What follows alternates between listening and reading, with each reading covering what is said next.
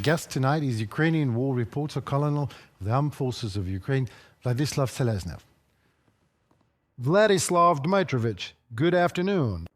Greetings to you. Glory to Ukraine. Glory to the heroes. Thank you for your time and for joining us. First question. Trump called the Russian army a paper tiger. Now the Kremlin is clarifying whether they're a tiger or a bear. But right now, let's talk specifically about this paper comparison. In your opinion, to what extent could such a sharp change in rhetoric, and it really is a sharp change in Trump's rhetoric, be connected to the actual situation on the front lines? It's obvious that, by force of arms alone, the Russian army has managed to capture less than 1% of Ukrainian territory since September 2022. In fact, active combat operations and the involvement of a huge number of Russian soldiers do not fundamentally change the situation on the battlefield. After all, it's clear that 700,000 Russian servicemen are capable of putting pressure on our defenders. But the pace of the enemy's advance in September, for example, is about 8 to 9 square kilometers per day, which is at least half of what it was in August. Of course, the enemy is still trying to take advantage of the same time deadline to carry out at least part of their plans, which they had hoped to achieve during the summer offensive campaign.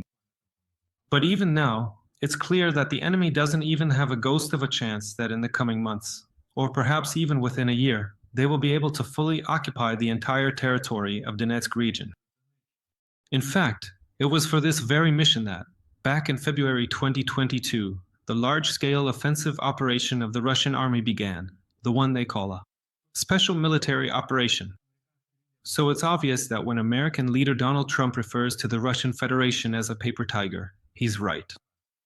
In other words, the braggart who puffs himself up and boasts about his strength and power turned out, in reality, to be that very same paper tiger, utterly worthless and incapable of carrying out even a fraction of his plans. And once again, I recall American President Donald Trump. He said, if the American army tried to carry out this mission, they would have completed it in at least a week. Here we see more than 3.5 years of full-scale war. Again, to be fair, we should actually be talking not about 3.5 years of full-scale war, but about more than 11 years of Russian-Ukrainian confrontation, which began back in February or March of 2014. What has Russia managed to accomplish during this time? About 19% of Ukrainian territory was occupied, but the vast majority of these seizures happened as part of Russia's special asymmetric hybrid actions. The lion's share of those territorial seizures took place either in 2014 or at the beginning of 2022. The rest are Russian gains, which amount to just 0.97%. That is exactly how much Ukrainian territory the enemy managed to seize directly during active combat operations. Well, that's probably a question not for you, but for Donald Trump. Why is it a paper tiger now, and not earlier? But the question is for you. Russian drones are all over Europe right now. Russian planes are flying right over German frigates, just like that. They even fly into Alaska. Maybe Putin forgot his phone there? In your opinion, how should Europe respond to these blatant provocations? As for the options, whether Putin forgot his phone in Alaska, definitely not. On this matter, I am definitely informed by reliable sources.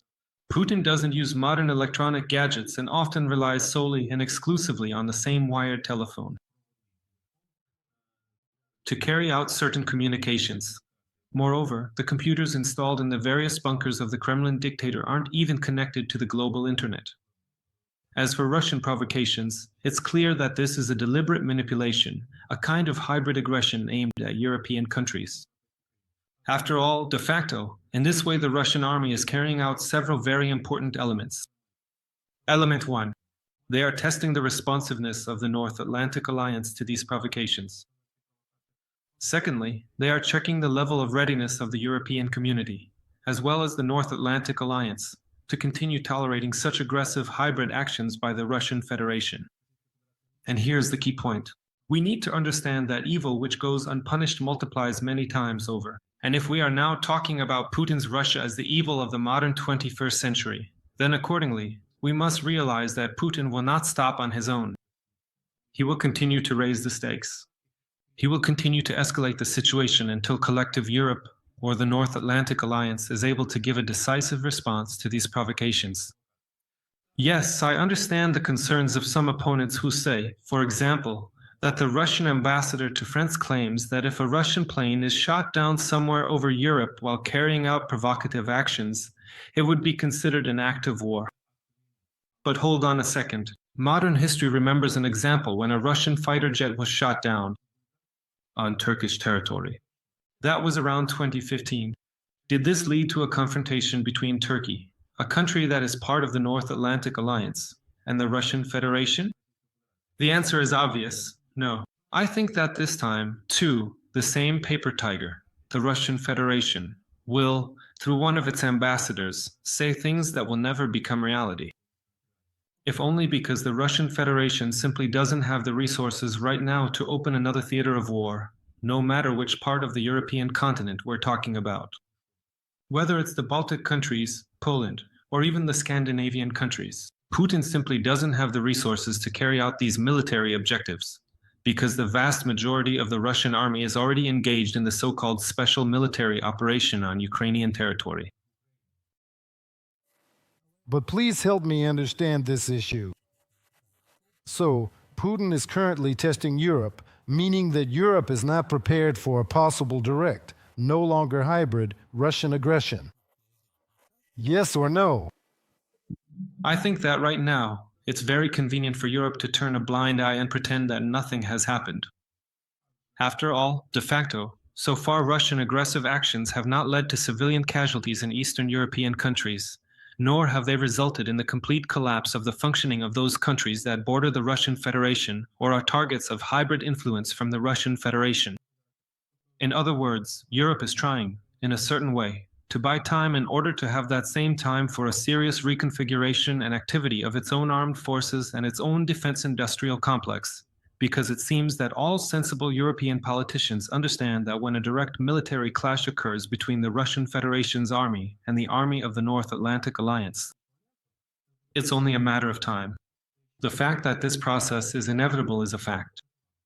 Basically, time and again, humanity goes through the same lesson that it hasn't fully learned. A lesson that humanity went through in the middle of the last century. I mean the processes that preceded the start of World War II, and then the whirlwind of those same processes that took place between September 1939 and, accordingly, September 1945. That's why I think the world is now confidently following that same path, and it's only a matter of time before a major European war begins. I agree, but what if it depended on you? And today you had to decide what the so-called collective Europe should do. So what would you do urgently, right now, today, to prepare Europe for a possible war with Russia in the shortest possible time? First of all, I would address my colleagues, the European leaders, urging them to take off their rose-colored glasses and let go of any illusions that the Russian Federation might back down or agree to some kind of compromise solution. No, Putin has rather far-reaching and ambitious plans, and he often repeats this idea himself. Russia is playing the long game. I think that this time it's about Putin dreaming of restoring a kind of USSR 2.0. Here I should remind our younger audience that back in those days, during Moscow's dominance, not only the former countries, the former members of the Soviet Union, were under its control, but also the countries of Eastern Europe. Most of what is now unified Germany, with its capital in Berlin, was also within the zone of serious geopolitical influence from Moscow. So, I think that Putin lives in exactly this paradigm and is trying to use military force to restore the status quo that was destroyed during the events of December 1991. I mean the collapse of the Soviet Union. Yes, I understand. Speaking of challenges, appeals.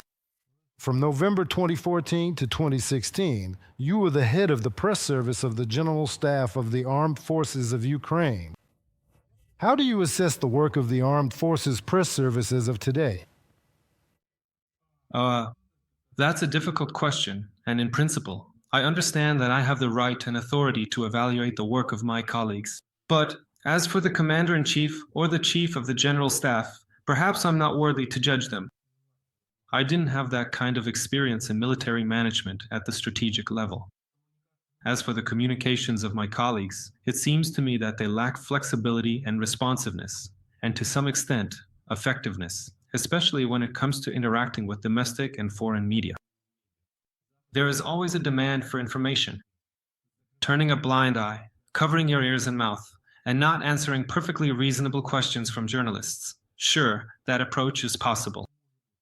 But is it rational or effective? No. Silence cannot last in any space. If we stay silent, someone else will speak for us. Of course, that same, one grandma said, option, relying on rumors, can sometimes work as intended. But in that case, are we really the ones controlling the information support for our military's activities? In my opinion, no. So, being informed means being armed. The same point I keep making on air remains extremely relevant. We have to understand that the war is ongoing. The Russian Federation launched a hybrid aggression against us back in 2014, in which the informational component is very powerful. And we have no right to stay silent when there are serious problems, because silence often breeds despair. Despair leads to chaos. And especially now, for us, for our Ukrainian community, it's not worth wasting time on quarrels and misunderstandings, because only united, only together are we strong. Once again, the old saying goes, together, even the toughest challenges are easier to overcome.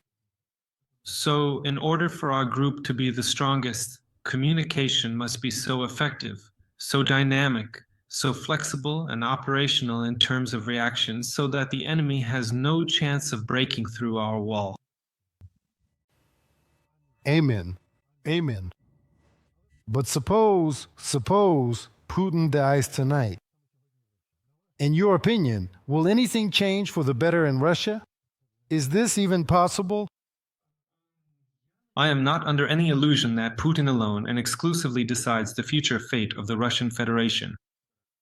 There is a certain community of people who determine the present and future of the Russian Federation. Putin is, to some extent, a nominee of this community and, to some extent, a public figure. Therefore, to hope that this situation will fundamentally change with Putin's death and that Russia's aggressive actions, not only towards our country, but also towards many European and Central Asian countries, will simply disappear, is probably unrealistic. The key factor that can influence the geopolitical ambitions of the Russian Federation is, after all, the factor of resources. And this is exactly why the civilized world has a reason to unite, because a united stance allows us to strip the Russian Federation of its illusions. The systematic and methodical destruction of defense industrial facilities and oil refining industries in the Russian Federation reduces revenues to the Russian budget, a third of which is consistently allocated to meet the needs of the Russian occupiers. Therefore, only the unification of efforts can lead to a certain economic collapse, and thus drain the offensive potential of the Russian Federation. I think it's not that important what the last name of Putin's successor will be. It is important that the Russian Federation loses any capabilities and opportunities to carry out aggressive actions in the future as well.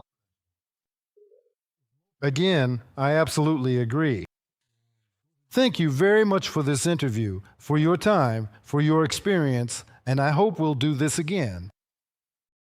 Subscribe to The Gaze and stay updated on the most important events, top news from Ukraine and all over the world, in-depth analysis, exclusive reports and interviews, all on hand in our channel.